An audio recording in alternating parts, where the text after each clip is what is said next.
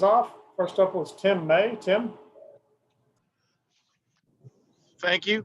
Hey, Justin, as you guys get ready to go against Najee Harris, well, how important is it to spend that little split second from a read standpoint, trust your eyes, et cetera? And how well do they use him in that regard of getting the defense to hesitate, maybe just that little split second that can sometimes spring open those wide receivers? Yeah, I think it's obviously not a secret that Najee Harris is one of the most dynamic running backs in college football. And it's something we haven't taken lightly. I think the biggest thing this week is just discipline and focus. We need guys staying in their gaps. We need guys to run to the ball. And like I said last week, if we get 11 guys running to the ball every play, I think we'll be all right.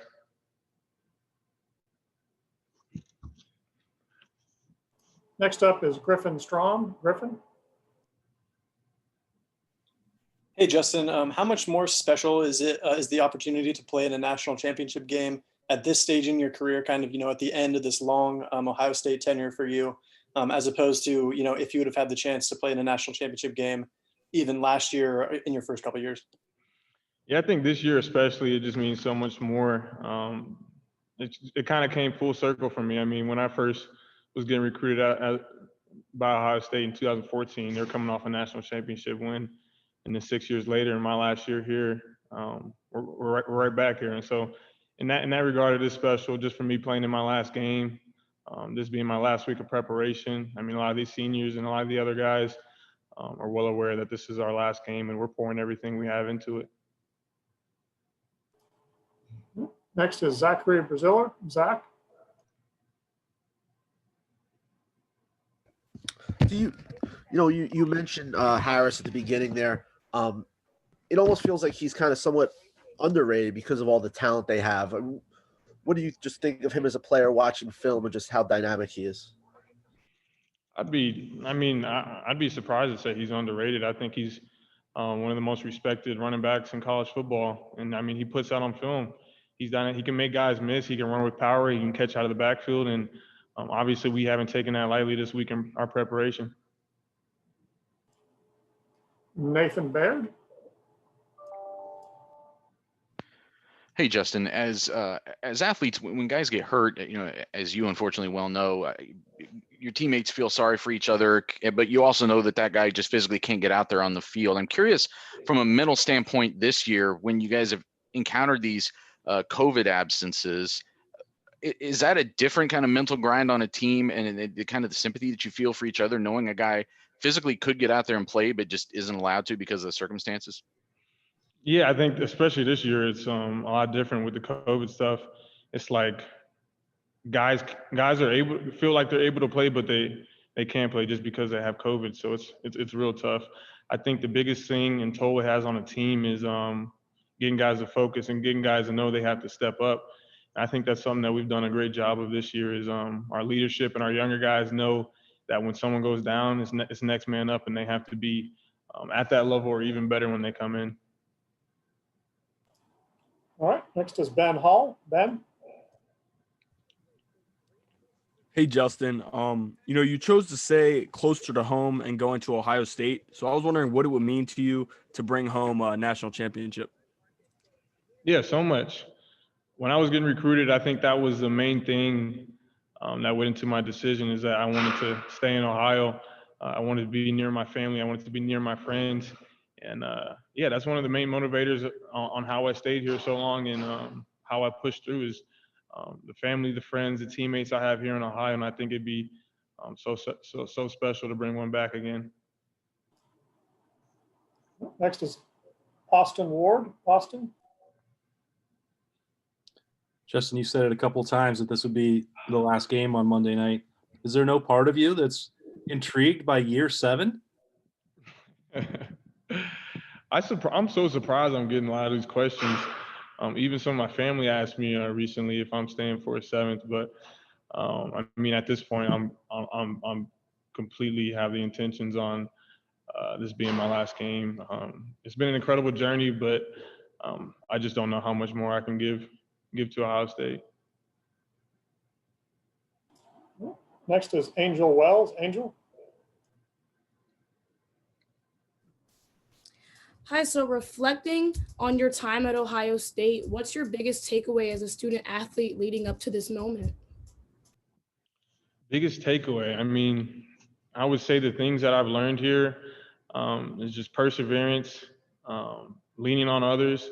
I think when I got here, I was kind of all to myself and refused help sometimes. And um, honestly, I don't think a lot of people would be in the situation where they are here if it wasn't for coaches, teammates, players, family, to push them through. So I have so many people to thank after this year is over with. And yeah, I've learned so much. I can honestly say I think a lot of us that are leaving here are not the same man they are now than when they came in.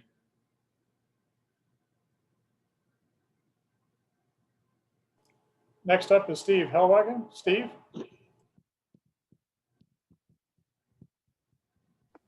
Yeah, Justin, I'm not sure how much you played in the first quarter of the Clemson game or not, but seems like you got in there in the second quarter and made an immediate impact, hit Rodgers on the slant pass. And that was a key point in the game for you guys. You got some stops, didn't allow them to score, and the team went from down 7 to up 21 at halftime.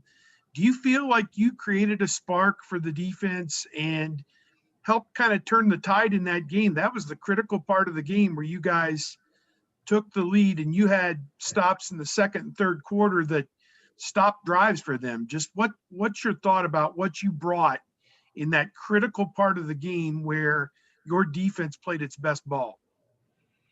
Yeah, I'm not going to sit here and say that I was a main reason for that spark in our defense.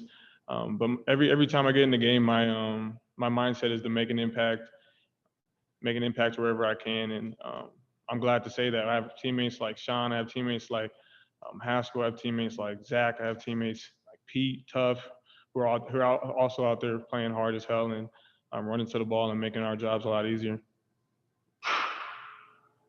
Time for just one or two more questions here. Next is Ralph Russo. Ralph? Hey, Justin. So as a veteran, you've been through the coaching change and you spent a lot of time with Urban and a lot of time with Coach Meyer and a lot of time with Coach Day. Why do you think Coach Day was a good change of pace, a good replacement for Coach Meyer? What was different about his leadership style that maybe was a good complement or built off of what Coach Meyer laid? Yeah, Coach Meyer and Coach Day are two elite coaches, and they're not the same. They have their own approach, and I think that's what makes them such strong coaches. Coach Meyer, in a lot of ways, laid the foundation for the culture we have now, and a lot of those things, a lot of his sayings and teachings are still here today, like the 46 A to B and getting guys. So first when they come on campus, the first emphasis is getting guys to go hard, and that's still in our culture here today. And then I think Coach Day even more so brought a atmosphere of love, an atmosphere of brotherhood. I think to Ohio State that's special right now, and I think that only enhanced our culture in the last couple of years. And our final question from Patrick Murphy. Pat? Justin, you talked about the possibility of bringing a national title home to Ohio. But obviously, when you're sitting there going through some of those injuries you went through, how often did the thought cross your mind of, okay, maybe this isn't for me, maybe I won't get these type of opportunities? And how glad are you that you stuck with it, persevered, and got to this point where you're a key contributor heading into this game? Yeah, just my journey here has been, I guess, so interesting. And I've had so many times where, like you said, I didn't know if I was going to be able to push through. I think the first 3 years here at Ohio State were probably the toughest because year after year, I had a bicep tear on my left, bicep tear on my right, and then bicep tear on my left again. And I think after that, once injuries started stacking on, I had those thoughts in my mind, was I going to keep playing? I think a lot of times when you hear like 3 or 4, 6-month season-ending injuries, a lot of people usually call it quits. And I thought about that, but I'm so thankful for the teammates I have here, for the coaches, Coach Meyer especially. I think in that time when I was going through a lot of those injuries, he was pushing me through. All my position coaches, D coordinators in the past. I'm so lucky to have them because honestly, if it wasn't for some of those conversations I had with them and with my family and teammates, I honestly probably wouldn't still be playing. All right. Thanks for your time today. We really appreciate it. Yeah, Look thank forward you to guys. seeing